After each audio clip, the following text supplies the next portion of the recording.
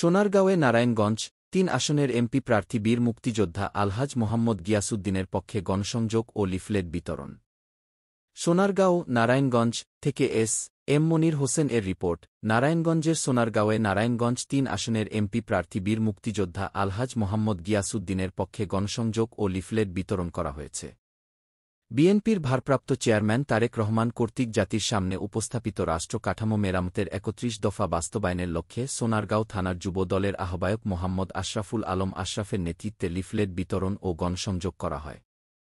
শনিবার ২৫ অক্টোবর বিকেলে উপজেলার পিরোজপুর ইউনিয়নের ৯ নং ওয়ার্ডের মেঘনা শিল্পনগরী অঞ্চলের মেঘনা স্টান থেকে শুরু করে ঝাউচর বাজার ব্যবসায়ীদের কাছে ধানের শীষ প্রতীককে নির্বাচিত করতে ধানের শীষ মার্কায় ভোট চান বাংলাদেশ জাতীয়তাবাদী দলের নির্বাহী কমিটির সদস্য ও নারায়ণগঞ্জ ৩ আসনের এমপি প্রার্থী বীর মুক্তিযোদ্ধা আলহাজ মোহাম্মদ গিয়াসউদ্দিনের পক্ষে।